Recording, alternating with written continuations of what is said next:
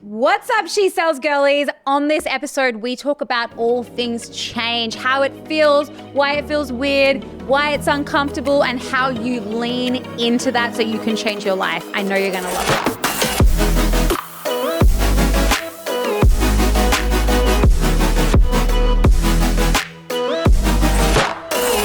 Hello, everybody.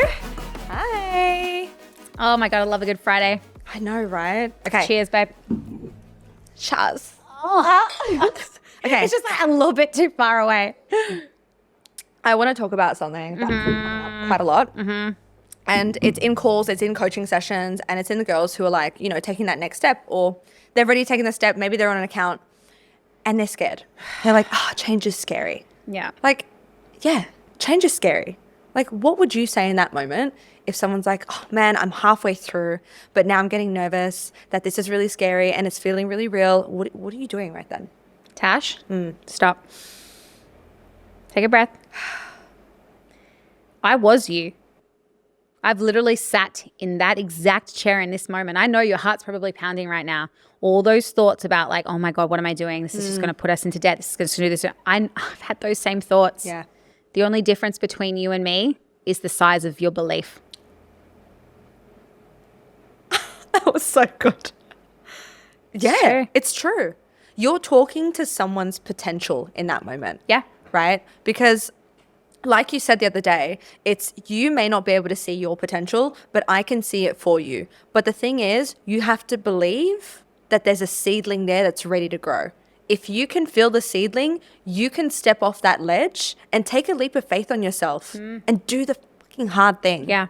Right? People are so not used to feeling what change feels like. So let's talk about it. Because like, honestly, we don't change. Like our life from the moment we graduate high school to the moment we die looks the same. But it shouldn't. It shouldn't, I know. It shouldn't. But it is. Yeah. For a lot of people, it is. So like when they do experience moments where they could actually change their life, they feel uncomfortable, they feel sweaty, they feel like anxious, they can have a panic attack. They're shedding a skin and identity that they've held on to for so many years. So like it feels weird. What do you expect? Yeah, absolutely. What do you actually expect right now? Yeah.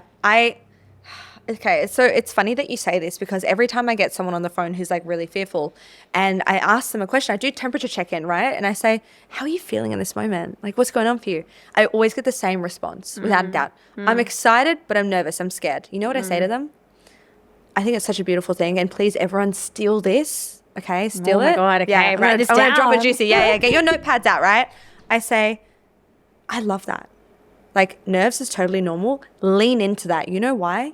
Because when we were kids, we would do anything. We weren't scared. We were invincible. We'd fall down, we'd get up. We'd fall down again. We'd crack our head open. We'd do it again. No one could talk us out of it. We weren't fucking scared.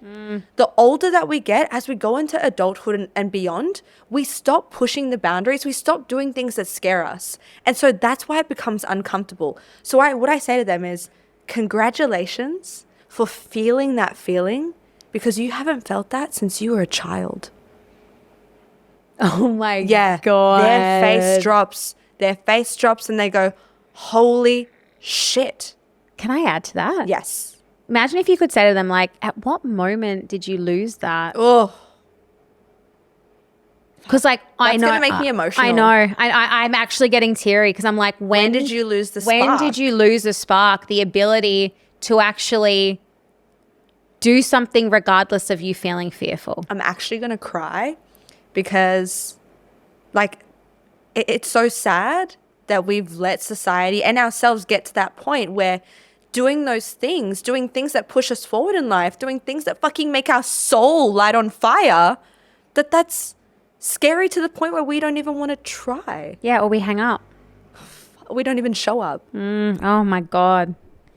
You know, like this is to all the women who like, there was a case this week where like one of our girls, Lauren, she was talking to a woman and like this woman was like, I cannot let my daughter like live in this life anymore. Like I'm going to do whatever it takes. Wow. Like beautiful connection, beautiful conversation. Yeah. It got to the point where she was like, yep, let's do this. I'm so ready. Like I'm ready. So Lauren was like, cool, let's do it. Walked her through the process. Right on the moment that she had to give card details, she hangs up the phone. No. Yeah. She hung up. She hung up. So Lauren didn't even have the ability to hold the door open for her because she closed it. She closed it shut in that moment of like, holy shit, what am I doing? Am I really prepared to change my life? Because you know what? We all want it. We all want more money, more time, more location. We want more time with our kids. But are you actually willing to go through that slight period of uncomfortability and scaredness to get to the other side? You know that saying, you know, like where a leap of faith comes from? Not a lot of people know this. No, okay. I don't know this. This is really cool. So, you know, I'm sure you've all heard someone, just take that leap of faith. Like, you got this, just jump, right? That comes from a saying where they said the leap of faith is you go to step off the bridge, right? And everyone expects to see the first footstep there. But instead, it's just blank. So the leap of faith comes from you taking the step into the void, and the step appears as you take the first step. Holy shit. That's when the step appears, only when you take that first step off into the void. That's the leap of faith. Oh my God, so the footprint doesn't exist. It doesn't exist. The footprint exists once you've taken the leap. You created it. Holy fucking shit. I know. Everyone, note that down. You create your own step. Oh my God, that is the best thing I've heard all this year. Like, honestly. Changed my life. Because you're looking for it. You look for like who's gone before you. You look for that step. Yes. But in fact, you're not going to see it or feel it until you have taken the leap yourself. Exactly. Like, if you could see all my hair sticking up right now, I'm literally like, what the fuck? Right? Because that's what faith is, though. Faith is based on things that you can't see or hear. It's based on what you can feel. That's it. So if you have a feeling that you're meant for more, if you have a feeling that this could work, that, you know, life could be better for you, lean into that and create your own fucking step. No one else is going to create it for you. And you'll be forever looking if you don't take that first step. And it'll never appear. God. It will never appear. That is just blowing my mind. Like, I like, do we end there? Finished. Done. That's all you need to hear today. That's so amazing, because you know how many people like turn their back because they can't see the step. Oh. They look for it, because you know how many times people say like, oh, I'm just looking for a sign. It's like, that sign isn't coming. That sign is found internally. Yeah. The sign is you. And like, if you're looking for this footstep that you don't find, a lot of people will just go, okay, this isn't for me. Right. When in actual fact, they need to actually take the jump, take the leap to see it. Yeah. I also, do you know what though? Like, I love those Delulu people like you and I. If we say, oh, universe, give us a sign. Like, if I see a white feather, I'm like, that's a sign. That's a sign. Babe, like, honestly, I will, because like, it's all about your mindset, right? It's like, you say you want to, like, give me a sign, you're already looking for it. You already know the answer. You just need like that little confirmation. That clarification. Right? Yeah, exactly. So imagine asking the universe for a sign, but your actual mindset is like, I'm a failure. I'm not good enough. You're never going to find the sign. Exactly. Imagine what kind of signs you're going to get. Someone might say to you, oh, this is a scam. Why are your dreams so big? And you're going to say, you know what? You're right. That's a sign. Yeah, universe, send me a sign to show me that I'm bigger than this. Well, but your belief is that you're not. So your brain, okay, let's talk about brain stuff for a sec, right?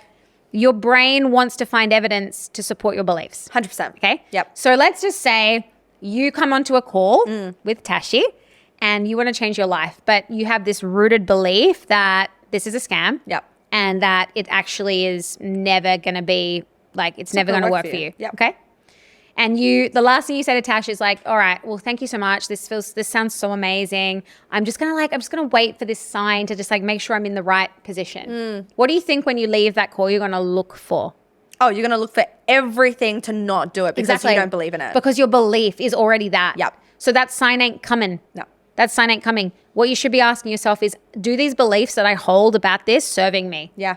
And it's not. It's really not. It's keeping you the same. 100%. But those signs will also come in the form of tests as well. So you know how I said, all right, well, okay, the husband or someone or a friend might come in and say, hey, this is a scam. What are you doing? Like, just stick to your job. You're going to take that as a sign. We take that as a test. This is a difference, right? We pass tests, right? Consistently. Exactly. So they don't appear again. Exactly. So if someone's coming to you, maybe your husband or your boyfriend or whoever is like, babe, what are you thinking? What are you thinking? Right? This is stupid. Don't do this. Just stay in your safe job. You're going to be like, yeah, you're right. Or you can rise up and say, this isn't the sign, this is the test. How much do I want to change my life? Am I willing to say, you know what? You don't know where I want to go. You don't understand how I feel. I'm going to pass this test and say, babe, I appreciate what you're saying to me right now, but I'm going to lean into it anyway and trust that I fucking got this. And guess what? The next month that you get placed, you're going to make that $10,000. I'm sorry. Like, what has happened? like you are just dropping absolute bombs right now. Like, I'm literally like, we're done. Like, Connected to the source, baby. Like, but it's so true. It's true. If you, I guarantee, I actually would put a guarantee on this. I guarantee you, if you've had a call with us and you've given us a partner objection, I need to talk to my husband, it wouldn't be the only time he said no. It wouldn't be the only time he has said no. Explain on that a little bit. So you go to him, obviously. That's what you said. And he's like, babe, it's a scam. You're being silly. I guarantee you've gone to him with something else before. Maybe it was a digital marketing thing. Maybe it was an MLM. Maybe it was something else. And he would have said to you no too then. Yep. Because your belief is that you don't deserve this or that you're not good enough or that it is a scam.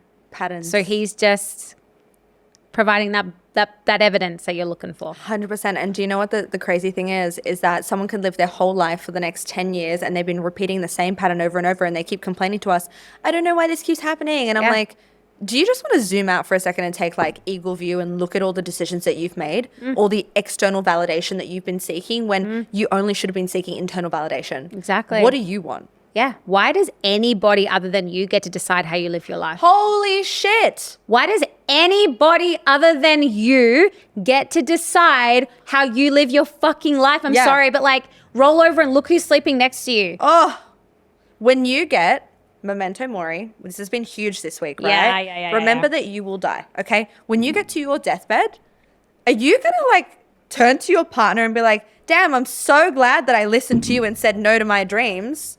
Or are you going to roll over and be like, I'm so fucking glad that I didn't listen to you and I did whatever the fuck I wanted? Because at least then I get to take accountability for the decisions that I did and didn't make. Exactly. And you know what? Like, it's because people think that failure is like off the back of a wrong decision.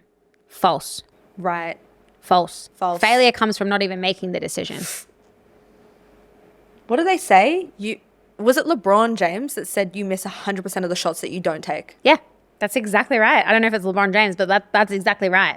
100% of the You shots don't fail by saying yes. You fail by not doing anything. Yeah. If you do something and it fails, the growth. So every time you say yes, you either get growth or you get the outcome you want. Wouldn't you rather play with those odds? Oh my God, exactly. Like, what the fuck? Like, that's a game of poker I can get behind. 100%. Like, no decision is a bad decision. No decision is a bad decision because you either grow or you get what you want. 100%. That's a 50-50 odds. Like, I want both of those two things. I want to grow and get the outcome that I want. 100%. My favorite saying, and I always have to say this with a country twang because it makes sense. Anything you do, honey, is a lesson or a blessing. It's a lesson or a blessing. Yeah. Right? It's just exactly what you said. But I say that to myself when I have to make tough decisions. And so when I'm faced with a fear objection, right? An objection, a fear concern, right? Someone, their little girl or little boy inside them is calling out for help in that moment. And in my head, I'm like, okay, this is a lesson or a blessing for this person. Either way, they need to do it because we all need to learn lessons. That's how we grow, like what you said. Or the blessing, you change your life. You change your whole damn life. So I'm not just doing a disservice, and this is going a little bit deep right now. But when do we not go deep? It should be called like D&Ms. Oh, D&Ms with Tash and Brooke and Brooke and Tash. Oh. So in that moment, if I'm not facing them and helping them reframe and giving analogies and perspective shifting, I am not just doing a disservice to them in that moment. I'm actually doing a disservice to 4-year-old them and 60-year-old them. Oh my God. I could cry at that. Imagine looking at your child. Imagine looking at Oakland and you tell him, he goes, Mummy, I want to be a millionaire who has a business. I want to change the world. And you go, Okie, that's really sweet. But like, you can't do that because you're not good enough. Do something safe. Oh. Would you say that to your son? So why would you say that to your inner child? Why would you say that to yourself? Why would you say that to yourself? I don't know if you can see right now, but like that's actually really hitting home because like we were all a child once. Yeah. Like we were all 2, 3, 4. where we sometimes just needed a hug or we needed someone to believe in us.